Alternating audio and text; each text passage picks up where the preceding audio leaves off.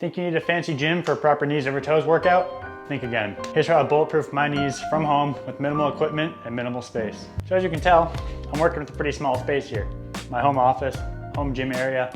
Going to the gym is great, fantastic, I love it. But sometimes it's not always possible, and it's really convenient to have a nice little workout set up at home. With knees over toes training kind of taking off and being so important to me for keeping my knees healthy and strong in the long term, I wanted the convenience to be able to do it from home. So this is kind of how I run through my main knees over toes program from home with a minimal budget and obviously minimal space. Let's get into it. If you're familiar with ATG, the knees over toes programs, we're starting off with the backwards sled, in this case, backwards treadmill, right? So I'm just gonna go ahead and unscrew this guy and unfold it. And yes, this is a legit piece of equipment. This is the most expensive piece of equipment that I own here for the knees over toes program. Yes, there's a Peloton right here, but you know what? My wife uses that. We're not talking about that today. That's different. So backwards treadmill.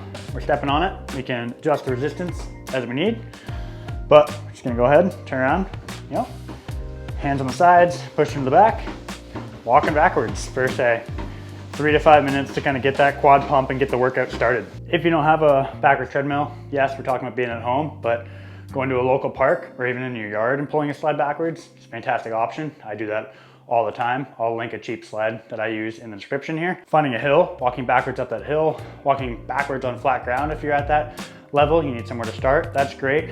If you don't have a treadmill, don't have a sled, you can also grab a band, go ahead and just wrap that band around something stable. I'm gonna do the side of the treadmill here. You can do the side of a desk per se. Go ahead, step one leg on into that band, place the band right behind the knee. From there, you can go ahead and with that bent knee, go ahead and straighten it nice and slow and controlled. Bend it again, straighten it again. Next up, good old Tibialis Raise, right? You can go ahead and do this against the wall. You want your butt against that wall. The further you walk your feet out, the harder this workout's gonna be. Lock those knees, go ahead and straighten them, and then you're just slowly bringing those toes up towards you. Slow and controlled here, okay? If you want to add an extra challenge with your Tibialis raises, you go ahead and open my closet right here. And yep, that's right. We've got surprises. Got a weight bench. Oh, got to protect the floor. So we got the yoga mat. Now we got the weight bench. Then you can use a Tibialis bar for added load and more resistance to make this workout a little bit harder. If you don't have a Tibialis bar, but you want to add some weight still, grab a kettlebell. Go ahead and just put it through 1 foot at a time, sitting back just like we would, and then slow and controlled with it. Down and up. So gonna work that unilateral tibialis strength. Because we can't forget about our soleus muscle, we're gonna go for a knees over toes calf raise here as well. Working deeper in the calf than a traditional calf raise. So feet back, knees over the toes, right? And then pushing up off the toes, keeping that back flat, parallel to the wall here. We're not like hunching over into this, keeping that flat, going back down, slow and steady. And working through these, like I said, to strengthen that soleus muscle where a traditional calf raise is gonna strengthen your gastrocnemius. You wanna add some weight into the knees over toes calf raise. Once again, you're gonna grab the kettlebell or just another weight if you have it. Sit it on our weight bench here. One leg straight out, one leg, you guessed it, knees over toes. Weight goes on the end, explode up, and then slow back down. Explode up, slow back down.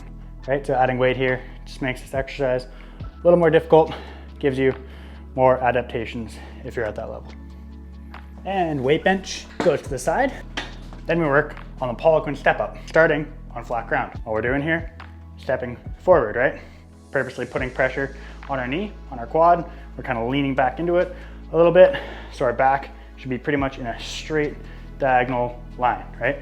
What we don't want to do here is drop those hips down, because then we're using our hips and our glutes for the movement, which is great. It's just a different exercise than what we're going for here. So lean back a little bit, step out, place that heel in front of you, hold it there for 2 to 3 seconds, and then bring it back. Once you're ready to make this exercise a bit harder, you can just add some heel elevation with a wedge, like I have right here. You can use a dumbbell, or you can use, my preferred option, a slant board. Once you're feeling like you've mastered the lower levels of this workout, I like to continue adding elevation Went to the hardware store, bought myself a cinder block. I put a dumbbell on top of it here, give me some extra height, step on that dumbbell, getting that heel elevated, right? And then same thing, slow and controlled down, pause at the bottom, stepping back up.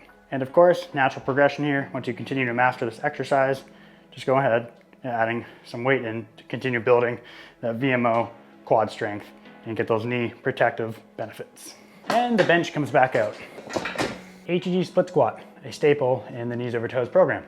If you're not familiar, you're gonna start at a high level here. So ATG Split Squat, we're elevating our front foot. The whole point here is to get those knees over the toes, get that hamstring to cover the calf, keep that back leg straight, torso upright, getting a really good stretch in the hip flexor, and also building that quad strength over time. So at the easiest level, you can start at a high level like this, where basically this is gonna feel much more like a stretch than a strength-focused exercise. But as we get better at this exercise, we can go ahead and move the bench and grab something here, like our trusty cinder block, put the cinder block here, and then once again, working the same exact movement, but working lower.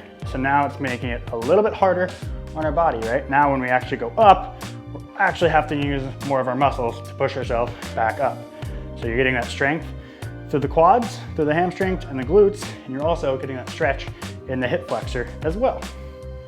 Once you're feeling good at a lower level, you can go ahead and add in some weight to make this more of a strength-based exercise as well. And you'll find the weight actually pulls you down, thanks to gravity, so it makes the stretch a bit better at the same time. But there's no rush to get to this step. Make sure you kind of progress this exercise first before adding in the weight. And you guessed it, when you're really good at this exercise, you can go ahead, ditch the height, go for that flat ground, right? As long as we're getting that full hamstring over calf coverage, our back toe is planted, we're getting that back leg as straight as we possibly can, feeling that stretch in our hamstrings, and then going back up. Go ahead and doing some reps of these, pausing at the bottom to getting that full stretch feeling. And once again, once we're at this point, go ahead and add in some weight as well. And the bench is coming back in. Nordic curls are a fantastic exercise for strengthening your hamstrings, your muscle that is most important when it comes to protecting your ACL. However, Nordic benches, on the other hand, are pretty expensive, and as you already know from seeing my space here, I really don't have any space to store one. So instead, I use my trusty little weight bench here and a $10 little ratchet strap that I got off Amazon. I'll show you how. So I'll go ahead and then kneel on the weight bench here, then with my good little strap, go ahead and run this underneath and loop it over top of the backs of my legs.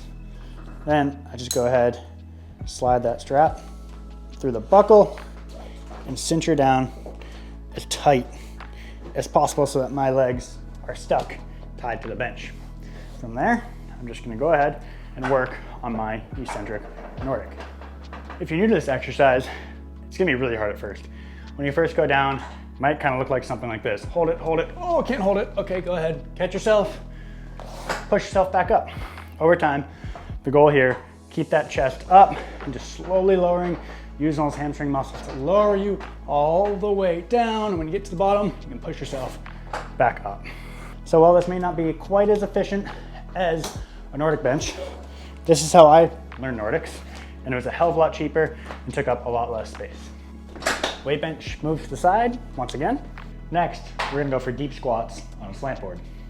The slant is gonna help you get into that deep squat a little bit easier when we're doing a full deep squat, because it's working full range of motion, full knees over toes, getting more blood flow into your knees, improving mobility, and helping to heal painful knees as well. That blood is bringing nutrients to the knee, helping heal, helping make our knees stronger, while also strengthening our quads with the squat, right? So you can start this body weight. The key here is as you squat down, you're driving those knees out, right? Knees over toes, keeping that back straight. We don't want to be hunched or arched over here. So back straight, knees over the toes, and then lifting back up. Helps keep your hands right in front of you, driving over toes, lifting back up. Natural progression here is adding weight. So with weight, you can use a kettlebell or you can use a dumbbell, holding it right in front of your chest, otherwise known as a goblet squat. Going straight down again, pushing those knees out, knees over toes, back is flat, and exploding back up. Repeating that, slow down, knees over toes, exploding back up. Repeat. Next up, we're gonna train your hip flexors. These guys right here. Your hip flexors are the main muscle involved when you do this or this. So when you're running, you're jumping, hip flexors are crucially important, but a lot of people don't really train them. But we're going to. Here's 2 ways to do that. First up is simply using a band, right? I like to go ahead and step on the band, both my feet right here. Feet are about shoulder width apart. You can go ahead and lift one foot up to about a 90-degree angle directly in front of you. Goal here is holding this for 30 seconds. There's different levels of bands you can use, so find one that's good for you, right? But go ahead and track this for 30 seconds. When you're done with that, switch sides, right? If that's too easy, you can obviously do reps of this, and then after you're done doing reps, you can go ahead and hold it, or while you're doing the isometrics, you can work on kickouts during the isometrics as well, which is really gonna fire up that hip flexor. And if you wanna train your hip flexors with some weight, you can use what's called a monkey foot. You go ahead and place this guy, and quite literally hook it onto the weight, step your foot in there, buckle on up, and then from there, you're attached to the weight, right? So hold on to something if you need to, don't. If you don't, go ahead and lift that leg up and start training those hip flexors. All right, and a quick cool down here. First one being the good old couch stretch. You can use a nice pad for the knee, right? Stretching that hip flexor, especially after we just trained it. Stretching the quad as well, opening up those hips really helps to combat long hours of sitting at the desk. Then I like to stretch out the hamstrings by doing elephant walks. So starting with your hands as far away as you need to, and then slowly pulse each leg as you bring your hands close to where you feel that really good stretch. And once you get to that point, you can go ahead and do about 15 pulses on each side to get those hamstrings nice and limber. And lastly, go ahead and bring out that bench one more time. Go ahead and set it to an incline. You also might not need to set it to an incline depending on your mobility, but I like to do the incline here. And we're gonna go ahead and do a pigeon stretch to kind of stretch out your glute, your outer hip. Go ahead and sit into this. You can either sit and hold this stretch, or you can also use the leg that's on the incline here to push off and kind of pulse with it as well to add a little strength component into the stretch too. And there you have it.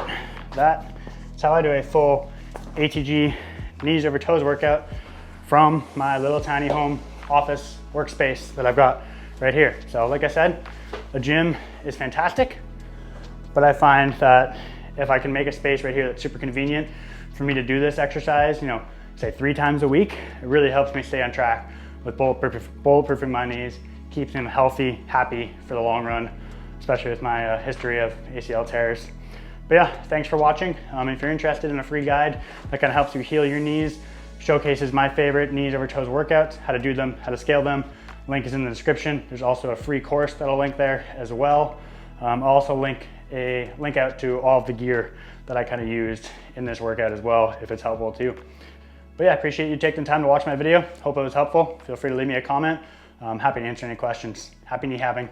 Cheers.